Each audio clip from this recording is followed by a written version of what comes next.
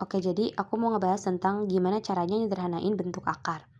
Ada dua metode, pertama itu bilangan kuadrat, yang satunya lagi adalah metode faktorisasi.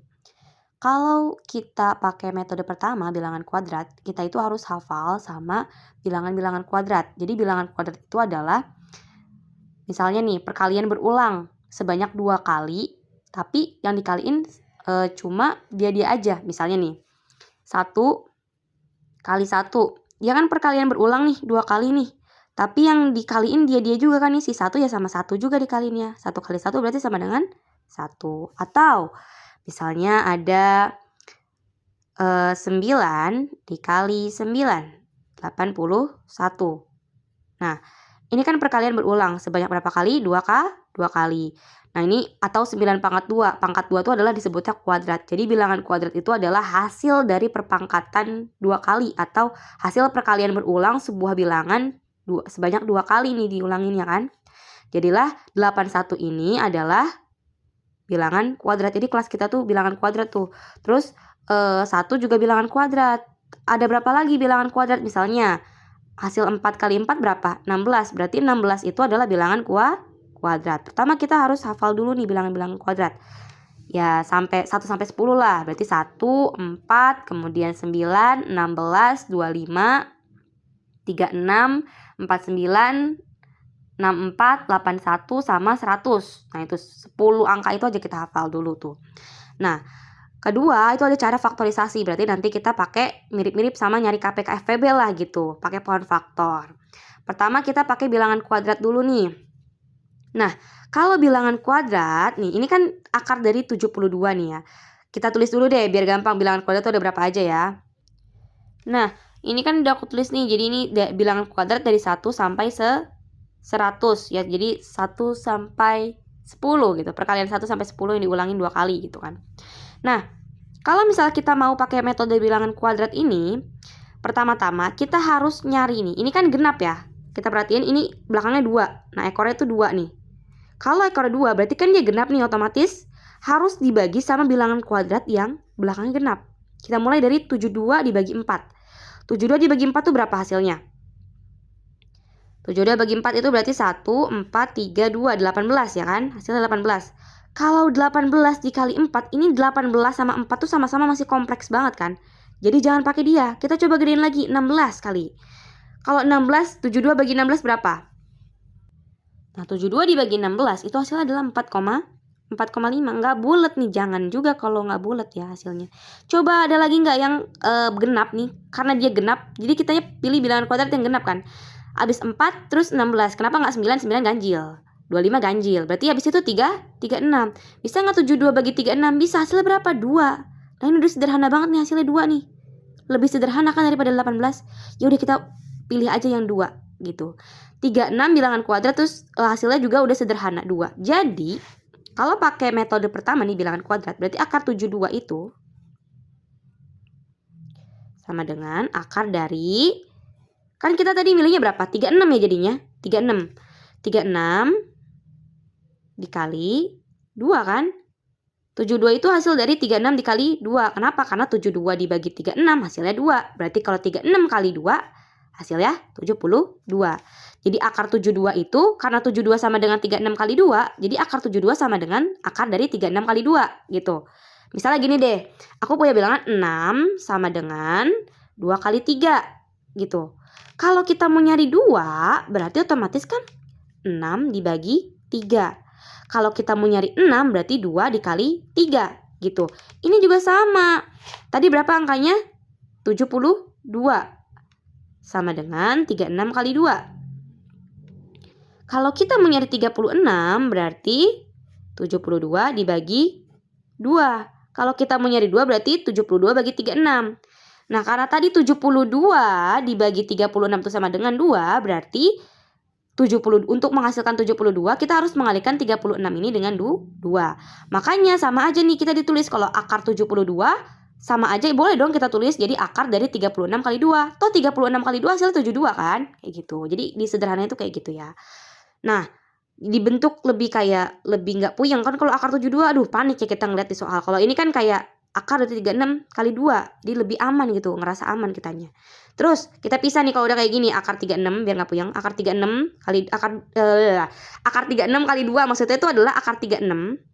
36 ini dikali sama akar 2. Jadi akar 36 kali 2 nih, ini bisa aja kita pecah jadi akar 36 dikali akar 2 itu. Akar 36 berapa? Berapa kali berapa yang hasilnya 36? 6 kan? 6 kali 6 36. Berarti akar 36 ya 6 gitu. Dikali akar 2. Begini. Sama dengan 6 akar 2. Nah, kayak gitu. Jadi hasil dari atau gimana ya? Hasil dari penyederhanaan akar 72 itu hasilnya adalah si 6 akar 2 ini gitu. Tapi kan ini genap ya, ini genap. Kalau genap berarti kita ngebaginya pakai genap juga. Kalau ganjil gimana? Kalau seandainya angka belakangnya ini seekornya itu ganjil, ya berarti kita ngebagi pakai bilangan kuadrat yang ganjil juga. Tapi syaratnya gimana? Kita harus taksirnya dari yang paling kecil dulu. Berarti kalau ganjil dari 1 dulu nih ditaksirnya. Kenapa harus begitu? Kalau misalnya kita tiba-tiba ke 81 naksirnya, bisa jadi ntar ada yang kelewat nih. Ntar siapa tahu ada yang lebih sederhana hasilnya pas lagi dia di bawah. Maksudnya misalnya ada X dibagi 49 hasilnya misal 3. Tapi ketika dia dibagi sama 25 hasilnya misal lebih banyak ya. Berarti kan yang dipilih yang 49 nih. Tapi bisa jadi ada hasil yang lebih tepat gitu. Jadi jangan main langsung dilengkahin. Ibarat kata kita pergi dari Rawakalong mau ke Parung gitu. Kita maunya pakai pintu kemana aja ya kan nggak mungkin. Harus ngelewatin dari Rawakalong tuh ada apa dulu sebelum ke Parung? Ya aku nggak tahu. Pokoknya dari Rawakalong ke Parung ya pasti ada jalannya kan. Ya gitulah pokoknya. Biar makin paham coba aku ya bahas yang ini nih. Akar 27. 7. Ekornya ini si 7 nih. Ekornya 7 nih. 7 itu bilangan ganjil atau genap pertanyaannya? Ganjil ya kan. Nah karena dia itu bilangannya ganjil, berarti kita harus ngebagi pakai bilangan kuadrat yang ganjil juga. Pertama, 27 bagi 1. 27, aduh masih kegedean. Hasilnya juga sama aja kan nanti. Nggak ada yang berubah. Terus kalau 27 bagi 3, hasilnya berapa? 9. Nah 9 bilangan kuadrat bukan tuh? Kok itu jadi ini? Itu pakai faktorisasi lupa. 27 bagi 9. Oke, 27 bagi 9 deh. Kan bilangan kuadrat yang selanjutnya adalah 9 ya, yang ganjil. Berarti coba 27 bagi 9, 3. Itu udah sederhana belum? 3 itu udah sederhana ya. Berarti ya udah cukup sampai situ. Jadi 27 itu adalah akar dari 9 dikali 3. Ya. Kenapa kita pilih 9? Karena kalau 27 dibagi 9, hasilnya tuh udah sederhana 3. Gitu. Kalau 27 kita bagi sama 25, itu malah nggak bisa kan? Malah jadi 1, sekian. Mending 27 bagi 9, 3. Kalau kita makin ke atas lagi nanti hasilnya makin gede lagi. Maksudnya kalau kita ke atas lagi gitu ya, hasilnya makin kecil lagi. Gimana ya? Kalau misalnya nih 27 dibagi sama 25 itu kan 1, sekian. Tapi kalau 27 bagi 49 itu bisa jadi lebih kecil dari 1, sekian. Pasti kalau misalnya dijadiin pecahan pun pasti kecil kan hasilnya gitu. Apalagi kalau dalam bentuk desimal, pasti lebih kecil gitu. Nah, makanya kita cukup sampai 27 bagi 9 aja, hasilnya adalah 3. Nah, kita tulis nih akar 27 sama dengan akar dari 9 dikali 3. Nah, ini kita bongkar nih, jadi akar 9 dikali akar 3.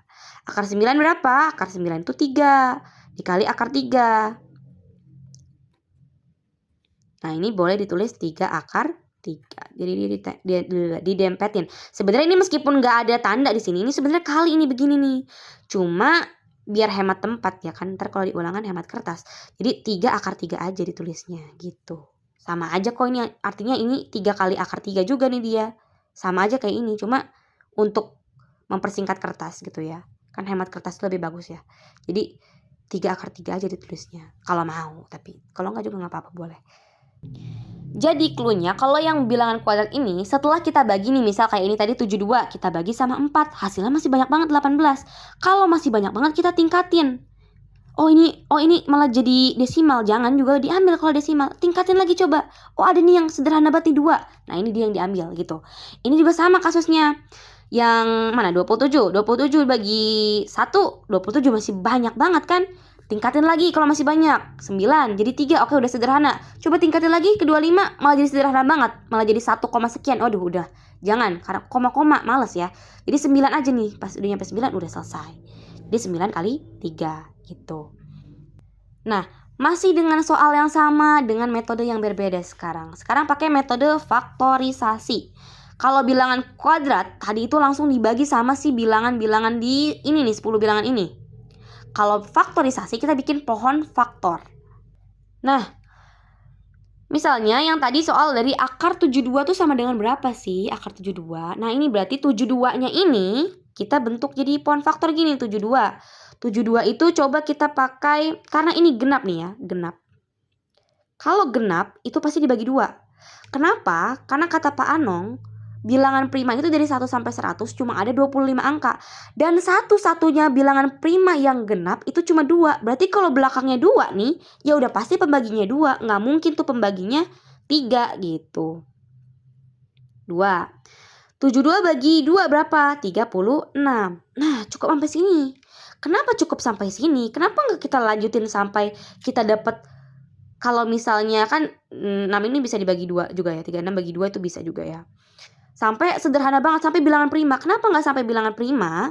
Karena 36. Nih 36 tadi apa? Bilangan kuadrat. Kan kita cuma pengen nyederhanain, bukan pengen hasil. Berarti kalau mau nyederhanain cukup sampai sini, sampai ketemu bilangan kuadrat pokoknya. Faktorisasi itu dilakukan sampai kita ketemu sama bilangan kuadratnya. Oke? Berarti akar 72, nah ini adalah, ini bilangan kuadrat 36. Nah, untuk menjadi 72, 36 harus dikalikan dengan berapa? Dengan 2 ini. Kan dia sejajar, berarti dikali. Berarti sama dengan akar dari 2 kali 36. Sama aja, jadi akar 2 dikali akar 36. Berarti akar 2 dikali 6. Nah, di peraturannya ya, biasanya angka di depan dulu, akar di belakang. Jadi 6 akar 2, kayak gitu. Oke. Terus ada akar 12 misalnya nih ya, akar 12.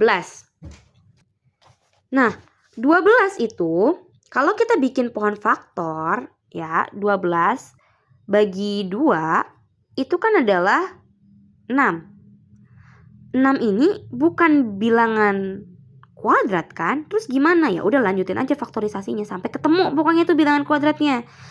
6 dibagi 2, 3. Kenapa dibagi 2? Karena 6 tuh genap. Ingat, satu-satunya bilangan prima yang genap cuma 2. Berarti ini dibagi sama 2. Nah, tapi udah nyampe kayak gini, ini kan udah bilangan prima semua ya. 2, 2, 3 udah bilangan prima semua nih. Tapi gak ketemu juga bilangan kuadratnya. Gimana dong? Berarti sama dengan, ini kan boleh ditulis sama 2 kali 2 kali 3. Jadi 12 itu sama aja kayak 2 kali 2 kali 3. 2 kali 2 tuh berapa? 2 kali 2 berapa? 2 kali 2 4 kan? 4 dikali 3. Gitu. Jadi 12 itu sama aja kayak 4 kali 3. Bener gak 4 kali 3 12? Bener kan? Nah, apakah 4 ini bilangan kuadrat? Bilangan kuadrat 4 kan? 2 kali 2 4. Jadi 4 itu adalah bilangan kuadrat. Berarti cukup sampai situ. Ya. Berarti nanti di sininya akar 12 itu sama dengan dari akar 4. Karena 4 bilangan kuadrat dikali 3. Berarti bisa ditulis sebagai akar 4 kali akar 3. Akar 4. Akar 4 berapa? 2 dikali akar 3. Berarti 2 akar 3. Nah, kalau akar 27 sama dengan berapa? Berarti kalau kita bikin pohon faktor 27. Ya. 27, 7 itu adalah bilangan apa ini? Ganjil kan? Berarti kita bagi pakai bilangan prima yang ganjil gitu hasilnya. Apa ya? Bilangan primanya yang ganjil. Jadi karena dia belakangnya ganjil, berarti kita pakai bilangan prima ganjil. Tapi kita itu karena bilangan prima itu kan ada misalnya, bilangan prima itu ada 3 yang ganjil nih. 5, 7, 11, 13, 17, 19, dan seterusnya. Ya kan? Nah, kalau misalnya ganjil, berarti kita pakai bilangan prima yang ganjil. Kalau belakangnya ekornya ganjil, berarti kita pakai bilangan prima yang ganjil. Tapi kita harus mulai dari yang paling kecil. Ingat, kalau kita mau dari rawa kalong mau ke parung, ya kita harus start dari rawa kalong. Nggak boleh startnya dari parung. Kalau startnya dari parung, ngehe entarnya. Ya kan? Berarti langsung lah tuh. Bagi aja sama 3. 27 bagi 3 berapa? 9. Nah, kebenaran banget nih si 9 itu adalah bilangan kuadrat. Berarti ya udah. Akar dari 3 kali 9 gitu. Nah, akar 3 dikali akar 9. Kan sama aja ya hasilnya. Jadi akar 3 dikali akar 9 berapa? 3. Jadi 3 akar 3. Jadi intinya kalau misalnya bilangan pakai metode bilangan kuadrat, ya kita harus hafal bilangan kuadrat. Kalau belakangnya genap dibagi sama bilangan kuadrat yang genap. Ingat, mulai dari yang paling kecil ke paling besar. Kalau hasilnya masih terlalu besar, ya kita naikin lagi nih. Kalau hasilnya udah terlalu kecil, ya kita turunin gitu. Faktorisasi. Oh iya, bilangan kuadrat kalau misalnya ganjil belakangnya ya pakai dari ganjil juga ya. Dimulai dari yang paling kecil, berarti dari 1, kemudian naik ke 9. Kalau naik ke 9 itu kalau apa? Kalau misalnya hasil pembagian dengan 1 ini masih terlalu besar. Kayak ini misal tadi 72 bagi 4 kebesaran 18. Jadinya kita naikin ke 25, ke 16, hasilnya 4,5. Naikin lagi coba ke 36 jadi 2. Nah, gitu. Pokoknya cari sampai hasilnya itu kecil tapi bilangan bulat gitu ya. Nggak boleh tuh koma-koma. Nah, kalau faktorisasi itu berarti ya kita bikin pohon faktor. Kalau belakangnya itu bilangan genap berarti dibaginya sama 2. Kalau bilangan ganjil bisa 3, 5, 7 ya. Bisa juga 11, bisa 13 dan masih banyak lagi bilangan prima yang ganjil. Tapi kita juga harus mulai dari yang paling kecil. Kalau misal nih ada satu bilangan kita udah nyoba nih pakai 3. Oh, malah koma hasilnya. Jangan, berarti kita coba naikin bilangannya. Misal kita boleh pakai 7 gitu. Siapa tahu pas kita pakai 7 hasilnya malah bulat kayak gitu. Misal nih kayak ada akar 147 nih. 147 tuh kan kalau dibagi 3 itu bisa sih dibagi 3, tapi bisa juga dia dibagi 7. Hasilnya 49 gitu. Kalau seandainya ada suatu bilangan yang bener-bener gak bisa nih pas dibagi 3, ini kan alhamdulillah masih bisa dibagi 3 ya, jadi 29. Nah tapi emang iya ya, kayak salah soal, ternyata harusnya 143 guys. Jadi kalau misalnya 143, 143 itu kalau dibagi 3 kan jadi gak bisa tuh. Bisanya dia dibagi 7. 143 bagi 7 itu adalah 49. Ini kalau gak salah tadi contohnya gini ya Pak Anong. Karena itulah kita harus mencicipi satu-satu nih dari yang paling kecil dulu ke yang paling besar. Itu kalau bilangan kuadrat. Kalau faktorisasi, itu kalau faktorisasi ya. Iya, seperti itu.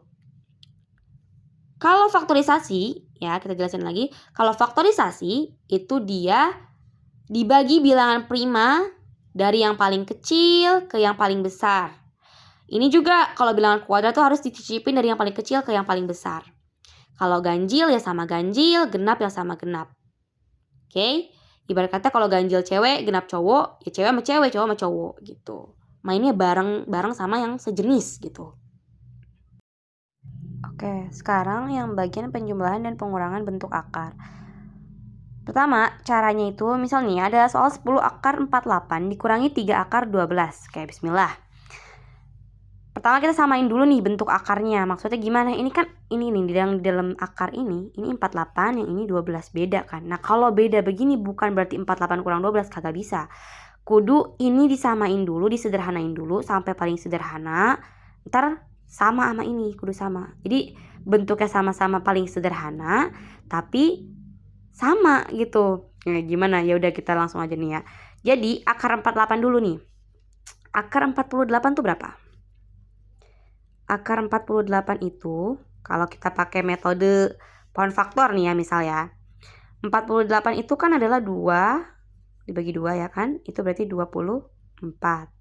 Dibagi 2 lagi. Berarti itu adalah 12. Ya kan? Bagi 2 lagi deh. Itu berarti berapa? Berarti bagi 2 lagi 6. Ya kan?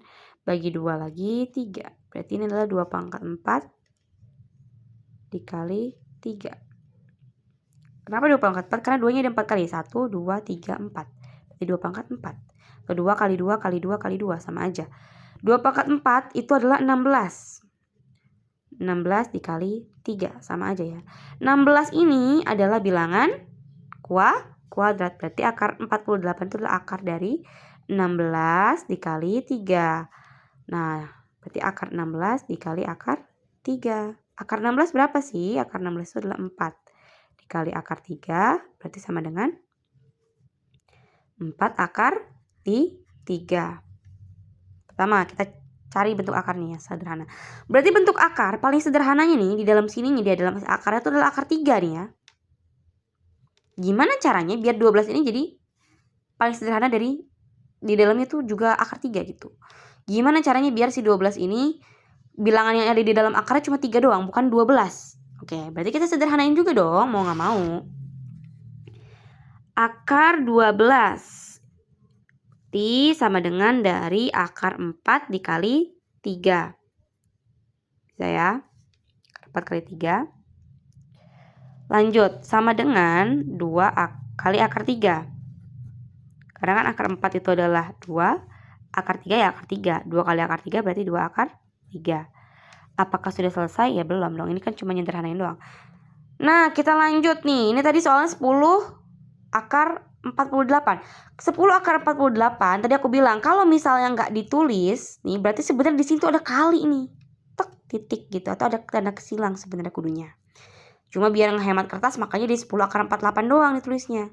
Karena ini dikali tadi akar 48 tuh berapa? Akar 48 kan adalah 4 akar 3. Berarti di sini tulis 10 akar 48, kita tulis ulang lagi ya soalnya, dikurangi 3 akar 12 ya. Sama dengan 10.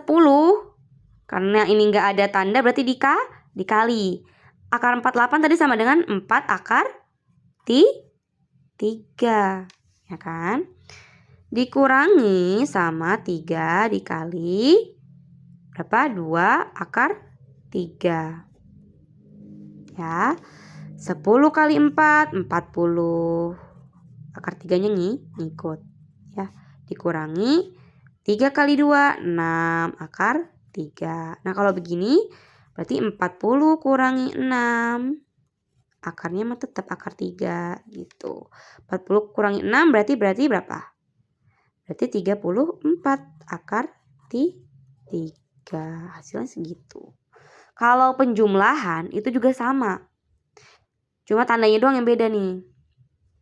Cara-caranya tetap sama. Misalnya kalau 10 akar 48 ditambah 3 akar 12 ya sama aja kita kudu nyederhanain akar 48 sama akar 12 ya dulu dong. Jadi nanti sama aja kan ini angkanya jadi ya udah langsung kita salin aja 10 akar dari berapa nih? 48 tadi 16 kali 3 ditambah 3 kali akar 4 kali 3. Berarti ini adalah 10 dikali 4 dikali akar 3 ditambah 3 dikali 2 dikali akar 3. Nah 10 kali 4 40 akar 3 ditambah 6 akar 3. Tinggal 40 ditambah 6 akarnya mah tetap akar 3. Jadi 46 akar 3. Ibarat kata nih ini tuh satuan nih sentimeter sama sentimeter. Kalau ditambah atau dikurangnya tetap sentimeter kecuali kalau dikali jadi sentimeter kuadrat. Kalau dibagi sentimeternya sentimeter bagi sentimeter hilang. Tapi kalau misalnya ditambah atau dikurangnya sentimeter tetap sentimeter kan. Jadi akar 3 juga tetap akar 3 gitu.